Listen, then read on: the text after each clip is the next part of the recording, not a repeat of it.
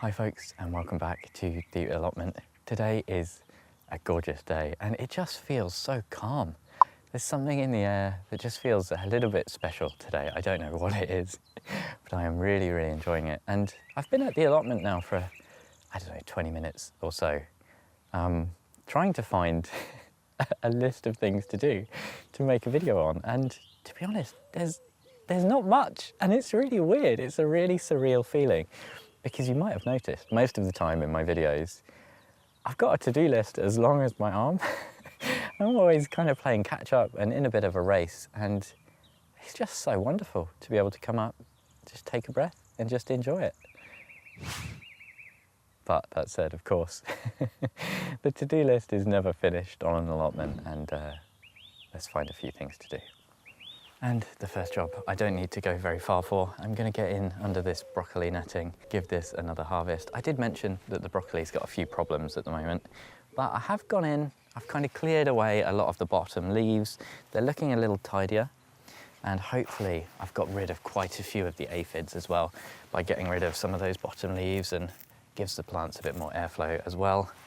And I think I'm going to leave a few heads to go to flower a little bit later in the season. And for now, just keep on harvesting, because these guys will keep on producing for a surprisingly long time, actually. Let's see how much we get today. So there we go, a nice little job. You'll still see there's quite a lot of purple on the plants, but some of those I've left deliberately because they will grow into new shoots. You don't want to necessarily get every single bit. And as well, I've been going through and cutting off any bits that are really affected by aphids.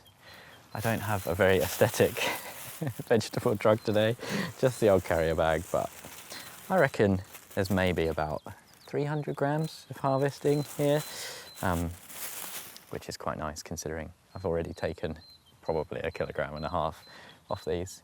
All things considered, I'm still very happy with these plants this year, although I am really close to pulling the trigger on getting a brassica cage and hiding these things away. So here we are in the greenhouse with my Franken potatoes. These things look really creepy. What it is I bought them really early in, I think January. I saw them in the shop and thought, yes, I'm going to be on top of things. And then I forgot about them in the back of a cupboard. They've sprouted like crazy and they go through the netting, which is really frustrating. It was a real battle to get them out. But anyway, I've got just main crop varieties this year, King Edward and Maris Piper. And it's way too early to be planting main crops, but I'm going to do it anyway. Because as you know, I like to experiment in the garden. It's half the fun of doing this stuff and having the allotment. And what I've done is I've split these into half. So I've got half that I'm going to plant now and half that I'm going to plant when you're meant to plant them, kind of start of May, I guess. But let's see what happens. What's the worst that happens? I assume that main crop varieties are quite vulnerable to frost damage, but our frosts are really mild on the south coast, so maybe I'll get away with it. But it will certainly be interesting come harvest time to see which of the two lines do better. Let's get them in the ground. Planting potatoes is 100% one of my favourite allotment jobs. There's just something about the simplicity. I say this every year, but you just stick them in the ground and they do their thing. You get such a good crop from relatively low effort. So the only thing that's changed this year, really, I've got a lot more space to play with. I'm going to give these a bit more space this year. Last year, put my potatoes way too close and they were all competing with each other, I think. So gonna space them out a little bit better this year. And one other thing I'm doing is leaving a lot more border this year because I'm planning to have a lot more flowers. We'll see how that goes. But if you're wondering why I'm leaving so much bed, that is why. There's also a few stakes, poles, bits of wood on the bed, and these mark out a few onion lines.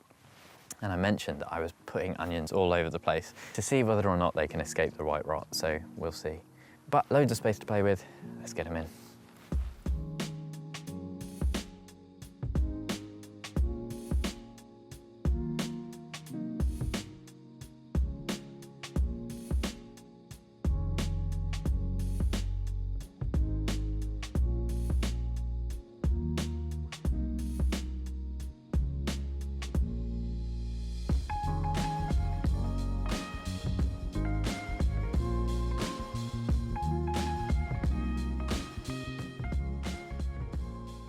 So there we go, just like that, the potatoes are in.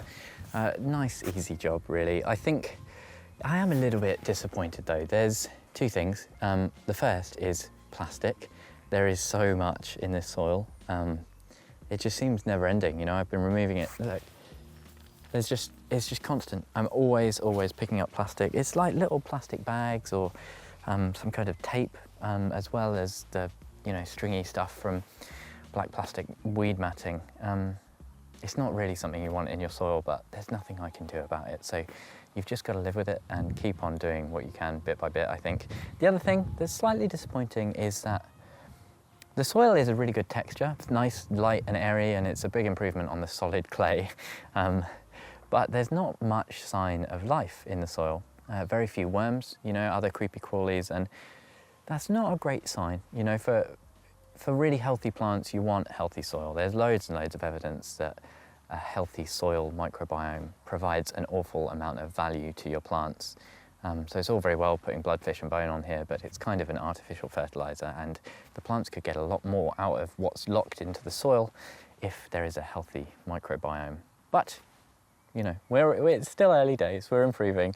I've not had the allotment for too long, so I will keep continuing to add compost and soil organic matter, and hopefully it will improve over time and I'll have healthier plants. But I'm really excited to see how these two go. There's more plastic. Bloody hell. But yes, really excited to see how this little experiment goes. Potatoes take up a lot more room when you give them as much room as they're meant to have, but hopefully we'll have really nice plants. Let's find something else to look at. God. Now, one last thing to talk about in the shadow of the apple trees down the end of the plot is my pea plans. Now, I'm really excited because first year growing peas, and I've got some guttering that I found, and it is almost the perfect size for this little trench that I've dug and prepared already. This has had loads of compost, a little bit of blood, fish and bone as well, so hopefully it will do really well for the peas. But this, I think I'm going to sow my main crop peas into because I haven't sowed those yet. And I've got my Kelvedon Wonder, my early peas. They're already germinated and they're already going in the greenhouse. So what I think I'm going to have to do is build a second... Oh, hello, Robin. So what I think I'm going to do anyway is have a pea trench here and then dig a second lot out here for the early peas. And to do that, I'm going to need to get a load of bamboo and build a nice structure, because you can see here we've already got the scaffolding, and I'm hoping this should be nice and easy. I'll stick some canes along here or something, and it should give the peas something to climb up. And what I was thinking is that I would sow my main crop peas today, but I think I'm going to leave them a little bit longer because I've still got some early peas that haven't germinated yet. And your main crop peas apparently can be sown as late as May. So I'm going to be sensible, take my foot off the pedal a little bit, try and practice some restraint, which I'm not very good at, and wait a little while until I do my main crop peas. So folks, time has gotten away from me a little bit. I got kind of carried away doing a few things, and I had to help a plot neighbour as well put up a tree stake, and that took quite a long time. So I've run out of time, I've got to get home, but I really hope you've enjoyed this nice chilled time at the allotment. Thank you ever so much for watching. I hope everything is going well in your gardens at home, and hopefully I'll see you again next time.